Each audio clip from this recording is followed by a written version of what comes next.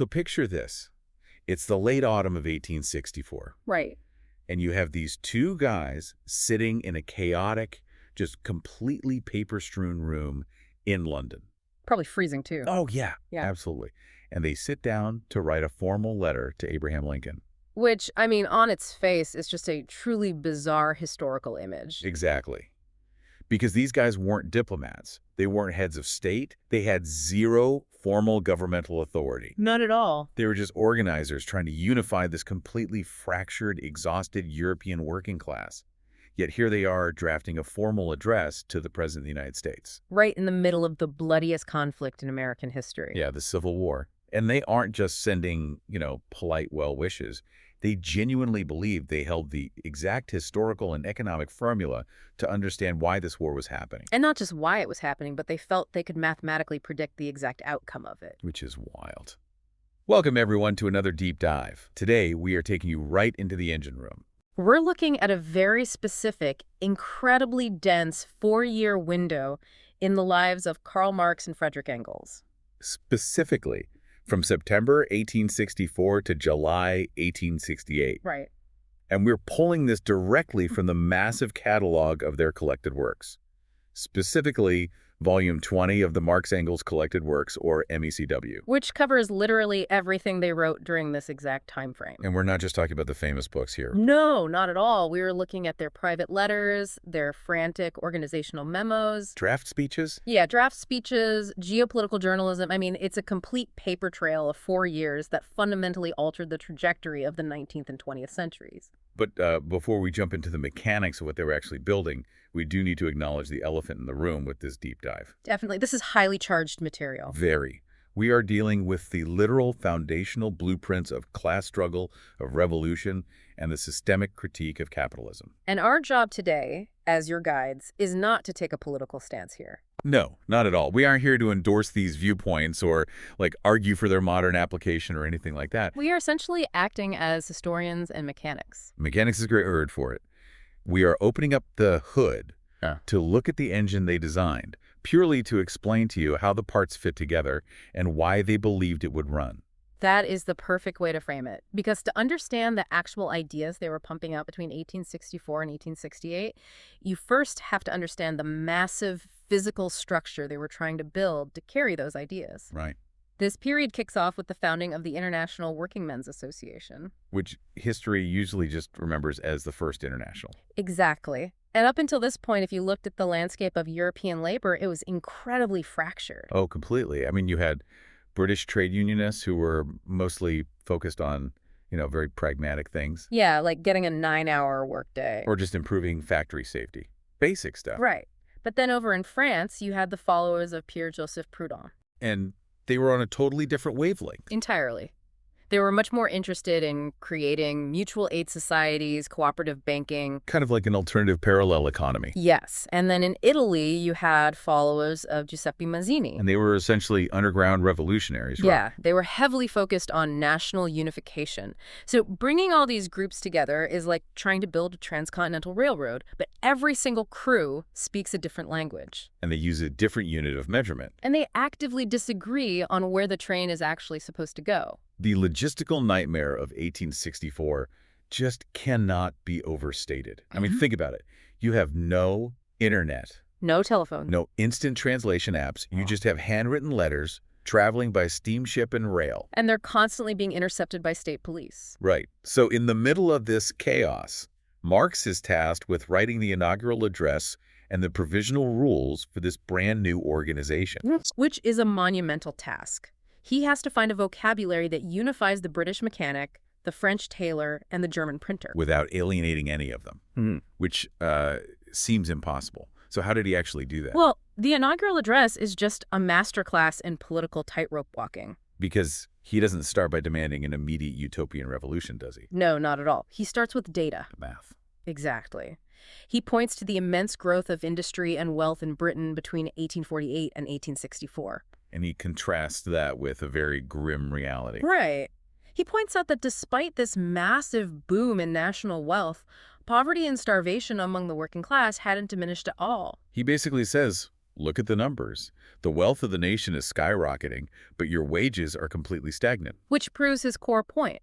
The system is functioning exactly as it is designed to. It's just not designed for you. Precisely.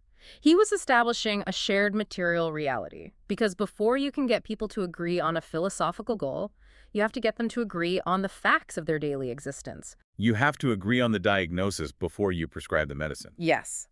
And from there, he argued that the emancipation of the working classes must be conquered by the working classes themselves. Which, I mean, that sounds like a fairly standard slogan today. But at the time, it was a radical break from the norm. It rejected the idea that some benevolent aristocrat or utopian philanthropist was going to swoop in and save them. Right. But then comes the hard part, the provisional rules. Yeah, the actual nuts and bolts. Because it's one thing to write a rousing speech.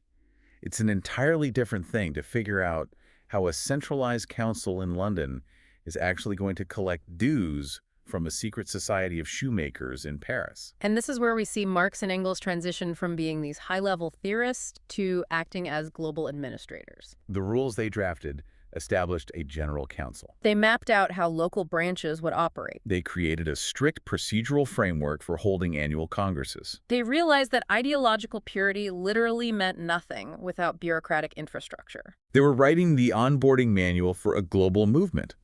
You can actually read their detailed resolutions in Volume 20 on exactly how a workers' organization in, like, Switzerland could formally affiliate with the International. It requires such a bizarre combination of skills. I know. You have to be this visionary philosopher in the morning and then a meticulous, nagging accountant in the afternoon. It's exhausting just to think about. And what's fascinating is that while they were trying to micromanage this European network, their eyes are constantly drawn across the Atlantic. Because you can't build a global labor organization if the global supply of raw materials is being choked off by war. Which brings us back to that letter to Abraham Lincoln in late 1864. Right. The American Civil War was in its final, brutal stages. Lincoln had just been reelected. And the International Working Men's Association drafted a formal address to congratulate him. Now, I want to dig into the economic mechanics of why they cared so deeply about this. Yeah, please do. Because to a casual observer, a European workers group should just be focused on European factories, right? Mm-hmm. You would think so. But the world was already fiercely globalized. There was this massive phenomenon at the time known as the Lancashire Cotton Famine. Okay, break that down for us. What was the cotton famine? Well, the British textile industry was the engine of the global economy at this point. Massive factories, huge output. Exactly. And it ran almost entirely on cotton picked by enslaved people in the American South. So when the Union Navy blockaded southern ports, the cotton supply to England completely dried up overnight. And the resulting devastation in England was catastrophic. Hundreds of thousands of British mill workers were thrown out of work. They were literally starving in the streets of Manchester and Liverpool. And the British political elite, I'm talking the mill owners, the aristocracy, they were heavily pressuring the British government to intervene in the war. Right, to enter the war on the side of the Confederacy just to break the blockade and get the cotton flowing again. But the British working class actually pushed back. This is one of the most incredible moments of the era. Despite starving, despite losing their livelihoods, the workers held massive rallies supporting the North and demanding the abolition of slavery. Marx and Engels saw this as a profound moment of international solidarity. They really did. The workers understood intuitively that their own wage slavery in the factories was deeply connected to the chattel slavery of the American South. Marx famously wrote that labor in the white skin cannot emancipate itself where labor in the black skin is branded. That is such a crucial structural insight. They didn't just view slavery as a moral evil, though they absolutely did, let's be clear. They viewed it as a macroeconomic baseline that artificially suppressed the value of labor everywhere on Earth. So basically, if millions of human beings can be forced to work for free, it drags down the negotiating power of every single wage worker globally. Exactly. Therefore, destroying the Confederacy wasn't just an American political issue for them. It was a necessary structural prerequisite for the advancement of European labor. And their analysis of the war itself was incredibly prescient. Engels, who was a brilliant military analyst, watched the campaigns very closely. Yeah, he and Marx didn't just rely on lucky guesses. They looked at the actual industrial capacity of the two sides. They weren't just predicting who had better generals, like Lee versus Grant. They were doing massive data analysis on supply chains. They calculated the miles of railroad track the North could lay versus the South. Yes. They looked at steel production. They looked at shipyard capacity, agricultural output. And they concluded that a society built on the stagnant, inefficient economic model of slavery simply could not outproduce a rapidly industrializing wage labor economy. Not in a protracted war of attrition, no. So the South could win early battles, maybe, but they could not win a total war of industrial logistics. Marx and Engels saw the Union's victory as an absolute economic inevitability. It's incredible to see them applying their economic theories to military outcomes in real time. And being proven right by the course of the war. But, this obsession with understanding the underlying economics of society leads us perfectly into the most crucial intellectual output of this exact period. Because while they're analyzing global wars and managing these international organizational disputes, Marx is desperately trying to explain the actual mathematical mechanics of capitalism. To the very workers he is trying to organize. We see this vividly in a piece from 1865 that is absolutely central to Volume 20. Marx delivered a series of lectures to the General Council of the International. Yes, which were later published as a pamphlet. In the records, it's often referred to by the topics it covers: value, price, and profit, or the general relation of profits, wages, and prices. I love this text because it doesn't just come out of nowhere. It originates from a very real, very heated debate within the council. It was basically an intellectual brawl. There was a guy on the council named John Weston. He's an old school socialist, right? Exactly. And Weston basically stood up and made an argument that, honestly, sounds incredibly modern. Oh, you hear it all the time today. Walk us through Weston's argument. Weston argued that if trade unions successfully fight for higher wages, the factory owners won't just absorb that cost. Right. They will just raise the prices of the goods they produce to cover the increased cost of labor. So if you get a raise, the cost of bread goes up. Precisely. Therefore, inflation eats up the wage increase, the workers are right back where they started, and trade unions are basically useless. It's the exact same argument you hear on the news today whenever a minimum wage increase is proposed. It's a very intuitive, common sense argument. It feels true. But Marx had to entirely dismantle it. Because if Weston was right, the entire premise of the International Working Men's Association was basically a waste of time. Right. If organizing workers to fight for better conditions just causes a cycle of inflation, why bother? So how did Marx actually dismantle it? Because he couldn't just use rhetoric here. Yeah. He had to break down the exact mathematical relationship between wages, prices, and profits. Marx had to explain where profit actually comes from. So he introduced the workers to his refinement of the labor theory of value. Okay, let's slow this down and really unpack it because this is heavy. He argued that the value of a commodity is determined by the socially necessary labor time required to produce it. Socially necessary labor time. Yes. But here's the critical trick, and this is Marx's major breakthrough. The capitalist doesn't buy the workers' labor. They buy the workers' labor power. Exactly. They buy their capacity to work for a set period, say a 12-hour day. Okay, let's walk through the mechanics of this with an example. Imagine a worker in a shoe factory. Perfect. So in the first 6 hours of their shift, the worker produces enough shoes to entirely cover the cost of their own daily wage. Plus the cost of the leather, the thread, and the wear and tear on the machines. Right. So after 6 hours, they've paid for themselves. Marx called that necessary labor time. If the worker went home after those 6 hours, the capitalist would just break even. Zero profit. But the capitalist bought their labor power for the whole 12-hour day. Right. So the worker stays for another 6 hours, continuing to produce more shoes. And this second half of the day is what Marx called surplus labor time. Yes. The value produced in those extra 6 hours is surplus value. And that surplus value is the sole source of the capitalist's profit. It is such an incredible paradigm shift when you hear it explained like that.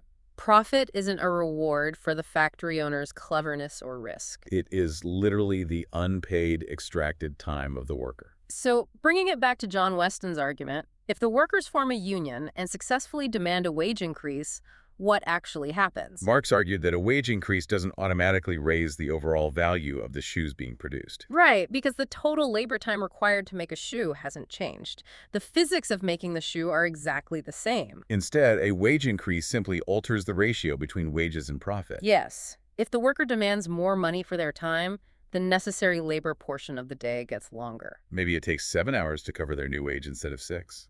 which inherently means the surplus labor portion gets shorter. It drops from 6 hours to 5. So the capitalist's profit margin simply shrinks. Weston was fundamentally wrong. Prices don't magically rise in perfect lockstep with wages. Instead, the capitalist simply takes a haircut on their profit. The total amount of wealth created in that 12-hour day remains the same, but the distribution of that wealth shifts slightly back toward the worker. This proved mathematically that trade unions were not only useful, but absolutely essential for preventing the continuous degradation of the working class. Without the union, the capitalist will always try to shrink the necessary labor time and expand the surplus time. Always. These lectures were just an absolute masterclass in making the invisible mechanics of capitalism visible to the people trapped inside the machine. And Marx was really field testing the arguments that would soon form the bedrock of his life's work. Absolutely. All of these pamphlets, all of these debates with people like John Weston, they were the runway leading up to September 1867. The ultimate anchor point of the 19th century. The publication of Capital, Volume 1. Printed in Hamburg by Otto Meissner. Yes.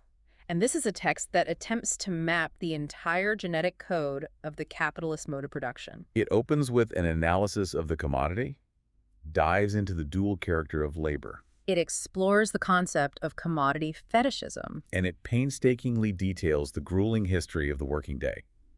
It is an immense, towering achievement. But the reality of its release, as documented in Volume 20, is so incredibly relatable and exhausting. Oh, I love this part. You spend decades writing a magnum opus. You ruin your health doing it. You finally get it printed, and then you realize nobody is reading it. Nobody is reading it. Or worse, the few people who are reading it don't understand it because the theoretical framework is just so incredibly dense. And this is where Engels steps in as essentially the world's first modern PR manager for a radical economic text. He really was. Engels realized that if the bourgeois press simply ignored the book by giving it the silent treatment, it would just die in obscurity. So Engels launched a massive coordinated campaign. He wrote multiple reviews of Capital from completely different perspectives. This is so funny to me. He's submitting them to various newspapers across Europe under different names. He would sometimes even pretend to be a bourgeois economist critiquing the book. Just to stir up controversy. Yeah.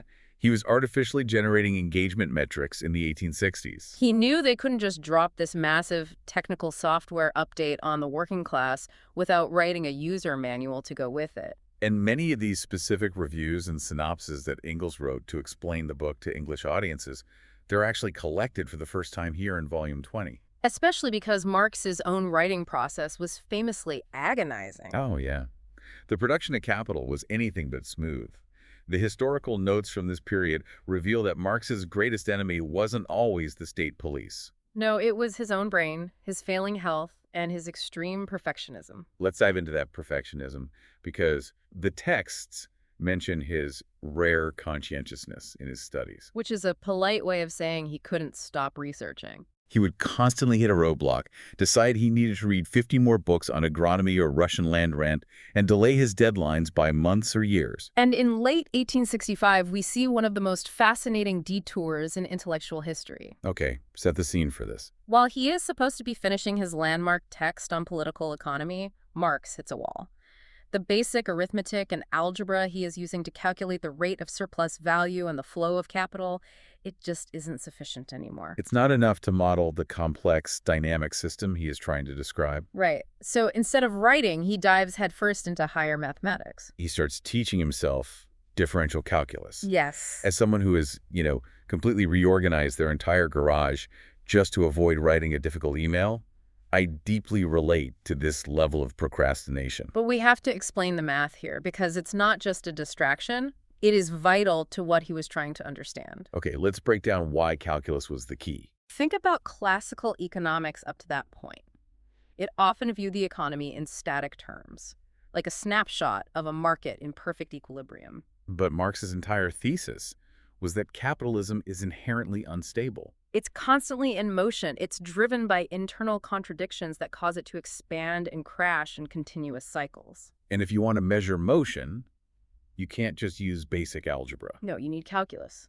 Calculus, as developed by Newton and Leibniz, is literally the mathematics of continuous change. Right, a derivative allows you to find the exact rate of change of a quantity at any given instant. If you think of capital not as a static pile of money, but as value in motion money turning into commodities, turning back into more money, you need a way to measure the velocity of that transformation. And he was trying to track specific rates, right? He wanted to mathematically model the rate of exploitation and the rate of profit over time. He had this hypothesis called the tendency of the rate of profit to fall. Okay, what does that mean in plain English? He believed that as capitalists invested more in machinery, which he called constant capital, and less in human labor variable capital, the overall rate of profit would inevitably decline. Because, going back to our shoe factory example, machines don't create new surplus value.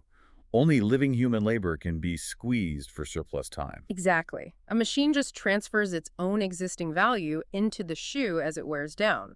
So if you replace all your workers with machines, your source of surplus value dries up. Which leads to systemic crises. And to prove a dynamic, nonlinear trend like that, you need the language of limits and derivatives. He was trying to map the exact mathematical curves of economic crises. He had to learn a completely new mathematical language just to describe the machine he was seeing in his head. Which is just brilliant. But math and perfectionism weren't the only things slowing him down during this time. Not at all. The years between 1864 and 1868 were a period of intense, often petty intellectual combat. The socialist and democratic movements of Europe were just full of massive egos and competing factions. Marx and Engels were constantly engaged in ideological trench warfare to defend their theories from being co-opted, watered down, or outright stolen. In the archives from Volume 20, we see these really aggressive defensive pieces. For instance, there is a piece titled My Plagiarism of F. Bastiat. Which is such a great title. It sounds like a modern-day rap diss track. Who was Bastiat? Friedrich Bastiat was a prominent French classical liberal economist. He believed in perfect economic harmony, free trade, and that the free market naturally balanced everyone's interests perfectly. Basically the exact opposite of Marx. Entirely. And a German writer had accused Marx of plagiarizing Bastiat's concepts. Oh, wow. How did Marx react to that? He responded with absolute venom. The title alone, My Plagiarism of F. Bastiat, is drenched in sarcasm. I can imagine. He spent pages methodically tearing apart Bastiat's theories to prove that not only did he not plagiarize him, but that Bastiat's ideas were intellectually shallow and fundamentally opposite to his own. They couldn't just sit back and write new theories. They had to act as the border patrol for their own intellectual property. They were constantly policing the boundaries of what constituted their specific brand of socialism. And we really can't talk about this relentless output and combat without talking about the network that sustained it all. No, we can't. The documents from this era include really important correspondence from Jenny Marx, Karl's wife. Jenny Marx is such a crucial, often overlooked figure in this history. Absolutely. When Karl was incapacitated by crippling boils, which he suffered from extensively during the writing of Capital, or when he was lost in a calculus rabbit hole, Jenny was the vital node keeping the entire network alive. she was managing correspondence with publishers. She was writing to key figures in the movement like Johann Philipp Becker in Switzerland. She was organizing the distribution of articles to the press. She wasn't just a passive observer or a supportive spouse. She was the operational manager of their London base. She kept the lines of communication open while Karl was drowning in theoretical mechanics. And those lines of communication were constantly crackling with terrifying news, because the map of Europe during this 4-year window was being violently redrawn. Right. You cannot organize an international working class without dealing with the geopolitical ambitions of the empires they live under. And the mid-1860s were an era of absolute chaos. Let's provide some context for what was happening outside Marx's study while he was crunching calculus. In 1866, you have the Austro-Prussian War. This is a pivotal moment in European history. Otto von Bismarck, the Prime Minister of Prussia, is executing his master plan to unify the disparate German states into a single dominant German empire. But he isn't doing it through, like, democratic assemblies or peaceful diplomacy. No, he is doing it through what he famously called blood and iron. So Bismarck provokes a war with the Austrian Empire to assert Prussian dominance over the German-speaking world. And Engels, leaning on his military expertise, writes extensively about this in a pamphlet called The Prussian Military Question and the German Workers' Party. He analyzed the conflict not just politically, but technologically, right? Yes. He was fascinated by the Prussian adoption of the Drace needle gun. What was the needle gun? It was an early breech-loading rifle. It allowed Prussian soldiers to reload and fire from a prone position at a much faster rate than the Austrian soldiers, who were still using muzzle loaders where you had to stand up to ram the powder down the barrel. So the Austrians were just getting mowed down. It was a slaughter. Engels saw that the industrialization of warfare was rapidly changing the nature of state power. But politically, Marx and Engels were warning the German working class not to be seduced by Bismarck's military victories. Exactly. Bismarck was offering a unified Germany, which the workers wanted. But he was building it as an authoritarian, militaristic state controlled by the aristocracy and the rising industrial capitalists. It was a unification from above, not a democratic republic from below. Meanwhile, over in France, you have the regime of Napoleon III, often referred to as the Bonapartist regime. And what was happening there? It was an empire built on an incredibly fragile foundation of massive debt and speculative finance. They had pioneered these new investment banks, like the Credit Mobilier. Which were essentially just giant speculative bubbles, right? Funding railroads and public works. Exactly. Marx and Engels were constantly predicting the financial and political collapse of Napoleon III. They saw Bonapartism as this system where the state balances the competing interests of the bourgeoisie and the working class by maintaining a massive military and police apparatus. Paid for by unsustainable borrowing, it was a complete pressure cooker. And with all this militarism, all this tension, Bismarck's blood and iron, Napoleon III's desperate empire, the threat of a massive European war was looming over everyone. Which naturally led to the formation of various peace movements, most notably the Bourgeois Democratic League of Peace and Freedom. Now, to a modern listener, if you are anti-war, you would assume Marx and Engels would immediately ally with a peace league. You would think so, but they were fiercely critical of it. This is one of their most complex and vital theoretical positions. Break down why they hated the peace league. Well, the League of Peace and Freedom included prominent progressive figures, people like Victor Hugo and Giuseppe Garibaldi. Big names. Very big names. And they advocated for a United States of Europe to prevent future wars. That sounds perfectly reasonable. But Marx and Engels attacked their program as pacifist illusions. Why is it an illusion to ask for peace? Because the League was calling for peace while completely ignoring the structural economic forces that actually cause war. Marx and Engels argued that war under capitalism is not a glitch. It is a feature. It is an inevitability. Because if capitalist nations are driven by the absolute necessity to expand their markets, to secure cheaper raw materials, and to find new populations to exploit for profit, their interests will eventually collide. Exactly. Asking two expanding capitalist empires to simply be peaceful is like putting two starving wolves in a cage with one piece of meat and asking them to share nicely. It just completely ignores the systemic reality of their hunger. Precisely. They argued that you cannot have a United States of Europe as long as those states are controlled by ruling classes whose economic survival depends on outcompeting one another. You cannot cure the symptom of war without curing the underlying disease of an exploitative economic system. Therefore, pacifism, just asking the elites to put down their guns, is a dangerous fantasy. It lulls the working class into a false sense of security. So they believed the only way to achieve genuine lasting peace was to completely restructure the economic base of society so that the incentive for imperialist expansion no longer existed. Yes. However, they weren't against peace movements entirely. They supported joint action with what they called truly anti-militarist forces. Meaning the organized working class actively refusing to fight the wars of the ruling class. We also see this deep structural view in how they approached international sovereignty, specifically the Polish question. Right. Poland had been partitioned and swallowed up by the Russian, Prussian, and Austrian empires. In a piece titled, "What Have the Working Classes to Do with Poland?" Engels argued that the working class must support Polish independence. And why was that? Just out of a sense of national justice? No, it was deeply strategic. Because the absolute despotic power of Tsarist Russia was the main military backup for all the reactionary forces in Europe. If there was a democratic revolution in Germany or France, the Russian Tsar would send in troops to crush it. Just like he did in 1849. Therefore, an independent democratic Poland would serve as a vital buffer state. weakening the Russian Empire and giving the European working class room to breathe and organize. Every single geopolitical issue, whether it was an American Civil War, a Prussian rifle, or a Polish border, was analyzed purely through the lens of how it affected the strategic positioning of global labor. It is an incredibly dense, unified theory of everything, and that is what makes this specific four-year period from 1864 to 1868 so breathtaking to study. It truly is. Let's pull back and look at the sheer scale of what we've uncovered in this deep dive into Volume 20.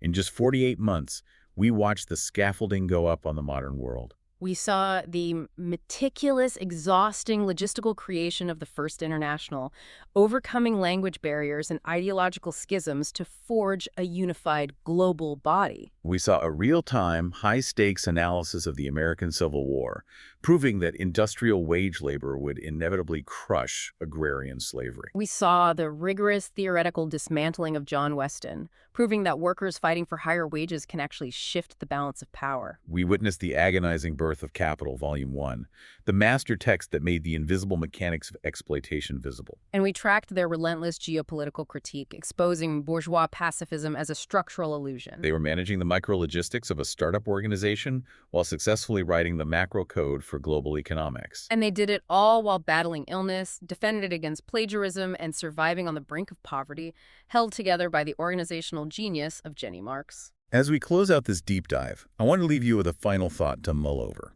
Let's return to that image of Marx, drowning in deadlines, pausing his magnum opus to teach himself differential calculus. The ultimate academic detour. We live in a world obsessed with linear productivity. We're constantly told to stay in our lanes, to focus only on the immediate task, and that any deviation is wasted time. But Marx realized that the old tools were fundamentally incapable of solving the new problem. He needed a language of dynamic motion to understand a system built on continuous change. He had to step entirely outside of economics to figure out how economics actually worked. Exactly. So look at your own life and your own work. What is a seemingly unrelated subject, a strange tangent, or an odd obsession that you are currently drawn to? A book on biology when you work in software, a deep dive into history when you are trying to build a business. We often punish ourselves for these distractions, but consider the possibility that this tangent is actually a translation matrix. How might that unrelated obsession secretly be the exact mathematical or conceptual key you need to unlock the main problem you have been trying to solve? Sometimes you have to step entirely off the scaffolding to figure out how the building is supposed to stand up. That is a phenomenal final thought. Thank you all for joining us on this massive journey through the engine room of the 19th century. Whether you are looking at a pristine, finished skyscraper or a messy, chaotic construction site of history, there is always more beneath the surface. We'll see you on the next deep dive.